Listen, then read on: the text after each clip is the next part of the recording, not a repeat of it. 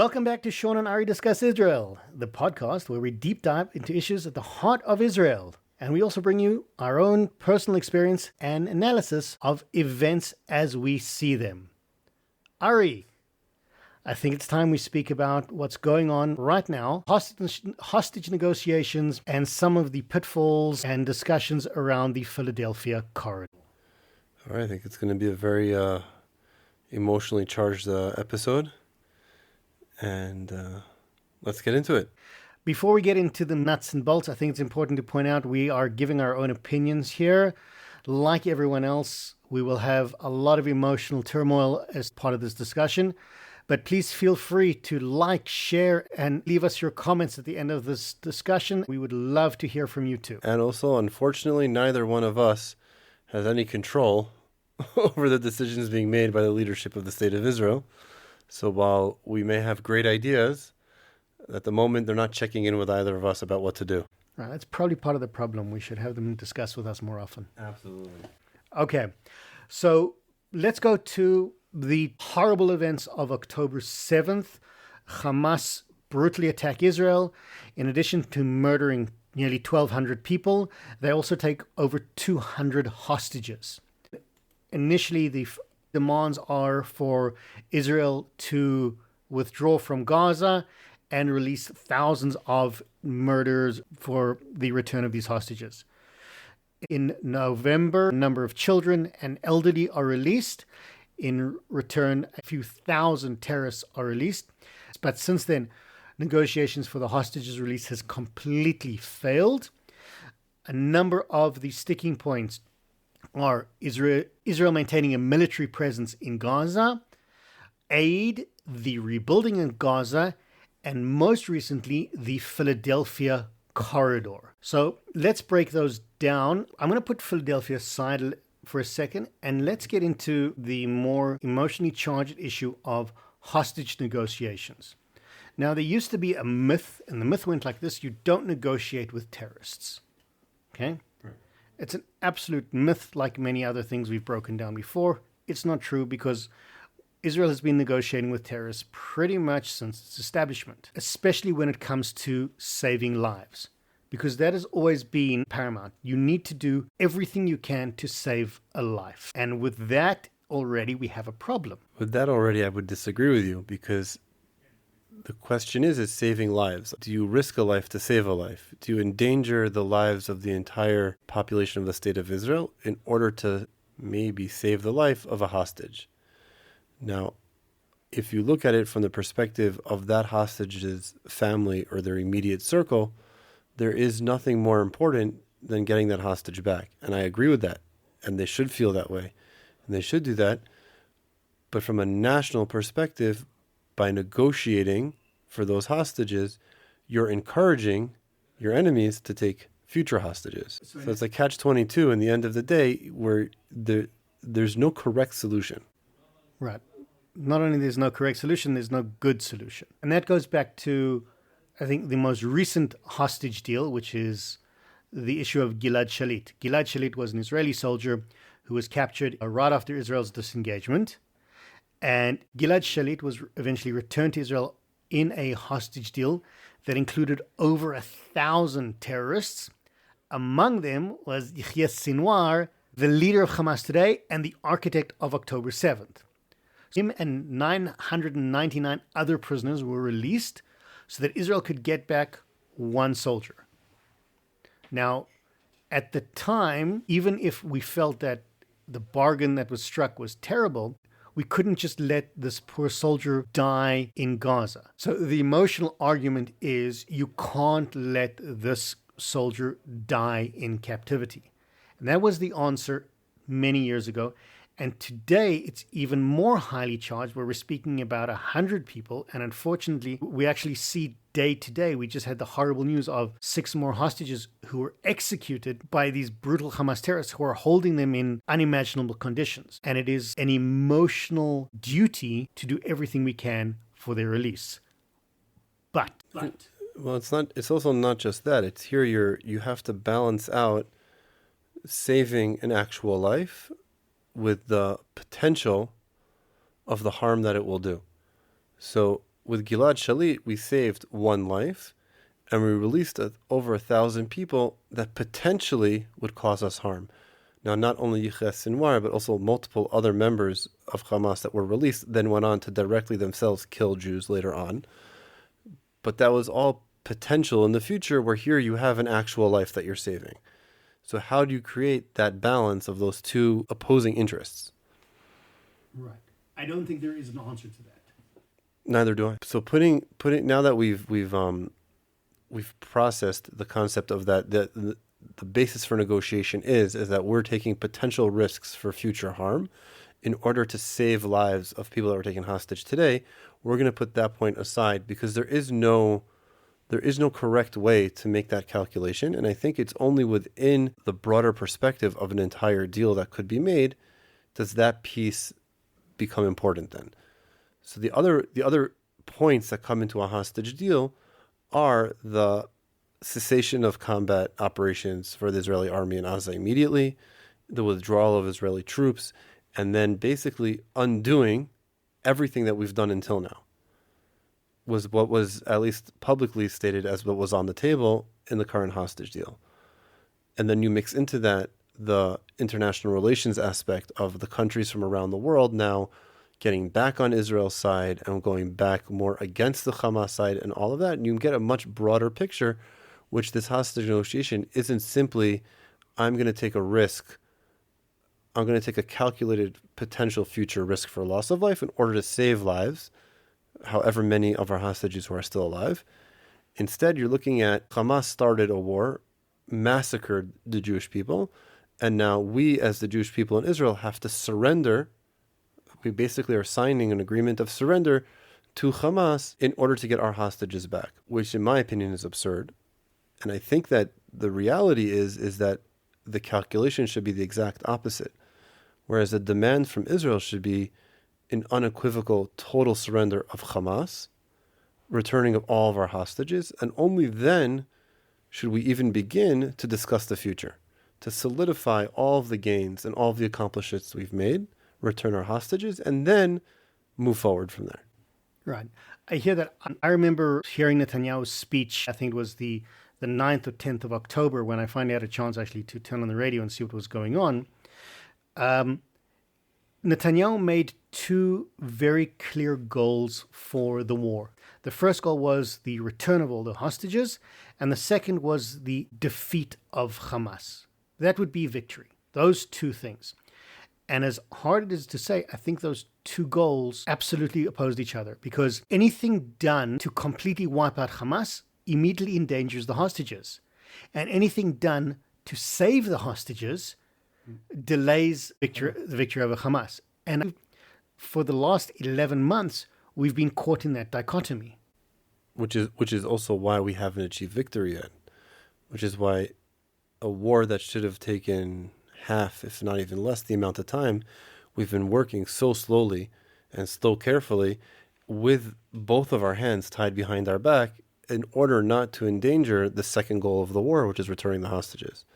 Whereas the reality is if we had just defeated Hamas all out, whatever hostages we could have saved along the way and rescued, we would have. Whatever bodies of hostages, because the overwhelming majority of them are no longer alive and have not been since basically the beginning of the war, we would have returned whatever we could. But at the same time, by defeating Hamas, we would have provided safety and security for the entire state of Israel. Now, at the only same time, we would have actually made all of our other enemies that are at our borders, we would have reinstilled their fear of the Jewish people in the state of Israel, of what we are capable of doing when we're attacked. Yes, and all of that could have potentially been done at the expense of rescuing hostages. Many people I speak to who are emotionally charged on this topic have this utopian idea that the Israeli army can locate these hostages in an Entebbe type rescue and march 200 living bodies out and everything will be great. And then we're going to go on defeat Hamas and that is how we're going to win. That is a warped sense that I think many people hope is the reality. It's not even that we can rescue all of them in pinpoint surgical raids. It's more that we can have both sides of the equation. We can have a negotiated hostage return, and then later on we can have a military victory. Those two are diametrically opposed to each other. You cannot have both. I think actually the reality that people think is that we can negotiate and sign some sort of a deal with Hamas that brings back to Israel any hostages that are alive, that they could then now begin to rebuild their lives. Anyone who was murdered or killed, their bodies could be returned so they could have a proper burial. And then somehow Israel would be able to then restart the war and then, be victorious over Hamas. I think that people who believe that are detached from the reality is that once you stop fighting and you pulled your troops out, we have no guarantee, and history has proven that they absolutely won't hold up their side of the bargain.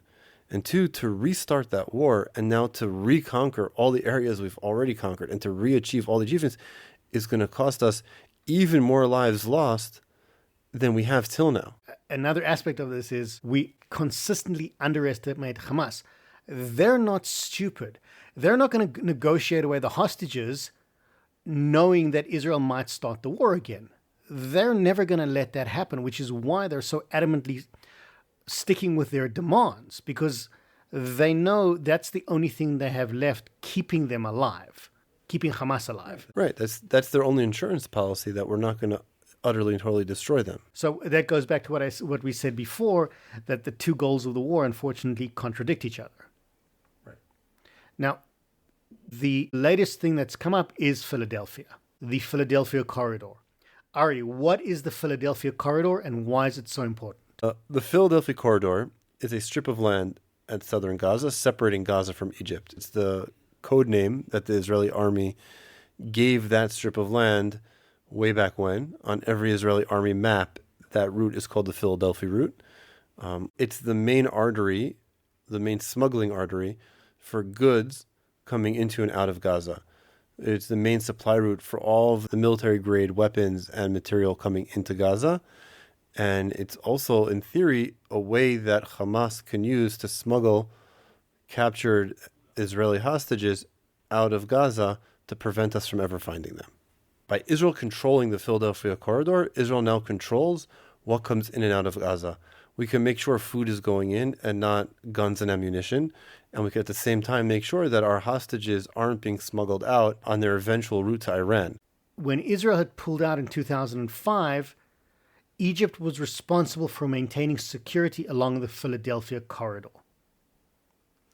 Unfortunately, they didn't live up to any of their security obligations, and it became very clear that Philadelphia corridor had become pretty much a highway not only of smuggling goods and equipment, but of smuggling weapons from the Sinai into Gaza. And this expanded again in 2014, even though Israel didn't actually enter that area. It became very clear that the Philadelphia area was used as a major smuggling route of weapons. And as we saw to our horror in October, the amount of weapons and the technological capabilities of Hamas was astronomical. Much of it came because of the smuggling routes, not only underground at the Philadelphia corridor, but much of it overground as well. In fact, some of it came directly through the crossings that were supposedly controlled by Egypt. Right. Now, I'm asking you as somebody who's there, why did it take Israel so long to capture the Philadelphia corridor? If it was such a major smuggling, why didn't we just go there at the very beginning of the war? So I don't know the actual reason. I'm not a general yet. I don't think I ever will be, but I'm not the one in charge of making decisions. But I think that the idea is that we leave the southern gate of Gaza open, and as we move from the north and we work our way south, that the civilian population would be allowed to spill over into Egypt and would be allowed to exit Gaza, and then we would have a battlefield that had no civilian population in it, or any civilians that wanted to leave would have had the opportunity to leave. I think that once Israel realized that Egypt wasn't going to open up its border to refugees, as is the accepted norm in the Western world, and that they'd continue to allow smuggling to happen over and under its border into Gaza, I think that the Israeli army then at that point decided, okay, we have no choice left, but we need to cut off this route. because it's just constantly feeding the fire with more and more ammunition. Okay. Now, we spoke about Hamas are not stupid and they know what's at stake for them. I'm fascinated, and I'd love to hear your opinion on this, how Israel is conducting these negotiations. Because the mediators for the negotiations are the US, Qatar, and Egypt. So here's the situation. Egypt is a mediator, right? They're the go-between, but they've already shown Israel that they're completely incapable of dealing with mass amounts of Hamas smuggling. In fact, they've been so embarrassed by what's going on the Philadelphia corridor that they're taking Hamas's side. The other mediators is Qatar, the country that is funding and hosting Hamas. So how can Israel trust the mediators, the go-betweens? I think the mediators are less relevant to the actual negotiation, because in the end of the day, the mediators are there to provide some semblance of guarantees that each side will hold up their side of the bargain. The Americans are there to guarantee that Israel will hold up its side of the bargain, and Qatar and Egypt are there to guarantee that Hamas will hold up their side of the bargain. And I think that all the mediators, they're all non-real, in the sense that Qatar and Egypt, one hosts and funds Hamas, and one has enabled them to smuggle their weapons in for the last 2 decades. They clearly are not going to hold Hamas to task or keep them to anything, whereas the United States, they've weakened their own position towards Israel, where they've pushed us to the point where we realize we can't necessarily rely on their friendship in a time of need. So how can they make sure that we follow through with our side? So I think the mediators are less relevant to the actual negotiation being done, because there are no guarantees. International guarantees have proven again and again in Israel's history that they're meaningless, both with Hezbollah on our north on the border of Lebanon, with the multiple agreements that have pushed Hezbollah supposedly back from the border, and agreements with the Palestinian Authority in Judea and Samaria, that their side is never held to task to keep up their side of the bargain. And on our side, we always try very hard and we keep our bargains, but not because of any international pressure, just because we actually believe in keeping our word. Right. I think that goes back to another issue is everyone's speaking about major international pressure on everyone to come to some type of agreement. And I have to think to myself, okay, right now, let's say the US is pressuring Israel. So if Israel doesn't come to an agreement, we're going to get less weapons, less equipment, less political cover at the United Nations, etc. So the US has an arsenal of leverage and pressure that they can put on Israel to come to an agreement. What pressure or leverage can be put on Hamas? None. Herein lies the problem with mediators, that they're irrelevant to the actual agreement. And I think that where you started off with, where you said we can't negotiate with terrorists, I think there is something very important about having that approach. If from day one, Hamas understood that there's no negotiating, there's no talking. There's either you surrender and maybe you'll survive, or there's just total annihilation. Those are the two options. There's no middle ground. It's 0 or 1. It's a binary decision. It's black or white.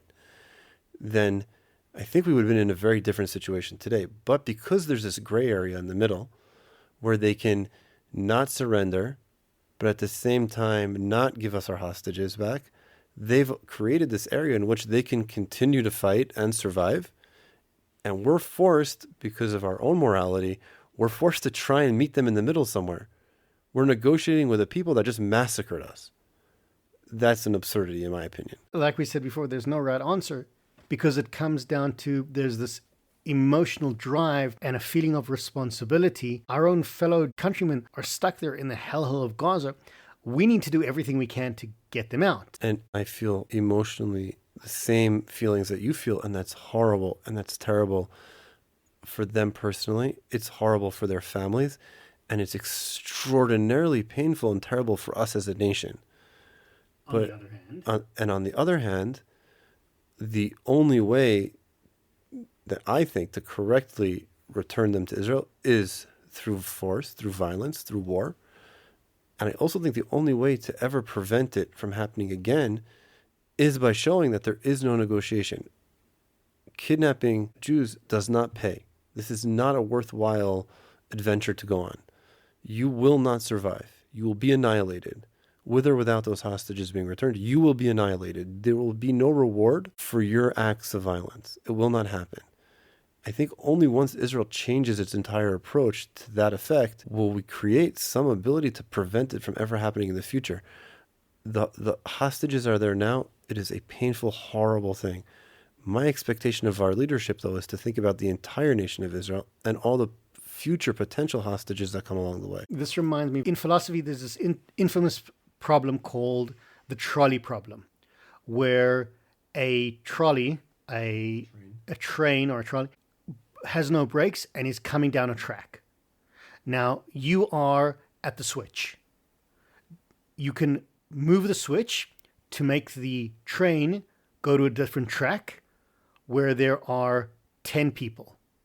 Or you can move the switch and make the train go to a place where there's only one person. What do? That is the situation that Israel is in right now. Exactly. That's the situation is. And my expectation is if the person pulling the switch is to put their emotions aside and learn from history, or not so distant history, of what happens when we follow our emotions and make the decisions necessary to ensure our safe future for the entire Jewish people. Wow, this is a lot more emotionally charged than I think even we expected. How do we end this episode on a high note? Well, here's my idea. One way or another, I do believe we will get through this. We have been through some horrible things over the last 75 years. This is a low point, but we will get through this. Whether or not our leadership makes the right decision or the wrong decision, it is incumbent upon the people of Israel and the entire Jewish world to come together and support one another. Whether we think there should be a hostage deal or there shouldn't be a hostage deal, it is important that we come together and we find a point of unity. In this case, it is the survival of the state of Israel, regardless of where we are politically or on the hostage deal. We need to find a way to remain united. That is how we get through this. That is the best case scenario in this. There is no positive end goal to this. I think that, as has become our custom to end every episode on a positive note, I think every once in a while we're going to touch on a subject that no matter how hard Shaun and I try, there isn't going to be a silver lining. There isn't going to be a positive, happy, smiley solution to every single topic we bring up. And I think we've stumbled now upon the first subject like that, whereas whatever decision is made, it will be both right and wrong, and it'll be both good and bad at the same time, where we will get hostages back in a deal or we won't, and we're going to be victorious in this war, regardless, no matter what, because we have no choice. The question is at what cost? And I think that if we try and take something at least inspirational out of this, it is that, as I can attest to myself and every soldier I served with, is that our ultimate goal, we all dreamed of finding and rescuing a hostage, preferably alive, but even if they were dead. We all hoped that we would have that opportunity that we would be the guys that had the opportunity to save somebody. Yes, we wanted to go and kill our enemy and exact revenge and all of those other things that fit into almost every other battle fought by every army everywhere in history and time. But for us, the driving force wasn't the destruction of evil, but it was the protection of good. Our entire motivating force, the ultimate goal for us, you could have given us a choice of every mission possible, from the coolest explosive helicopter riding, whatever you name it, or the most boring, simple to go remove a body. We would have picked to save the body of a hostage or to go rescue a live hostage. We would have preferred that boring, simple mission to the coolest, most pyrotechnic thing available, because we sanctify life to such a level that supersedes everything else. And I don't think it's necessarily a positive note, but it's inspirational, that knowing that our entire army is made up of soldiers who would prefer to save a life than take a life, just shows that we have a very, very bright future ahead of us. Well, that wraps up another episode of Shaun and Ari Discuss Israel. We hope you found today's discussion insightful and engaging. As always, our goal is to bring people closer to the realities of Israel and shed light on some of the complexities and triumphs that make up our incredible nation. We'd love to hear your thoughts, so feel free to reach out to us on social media. And as always, like, share, and subscribe. We hope to be back next week with another episode.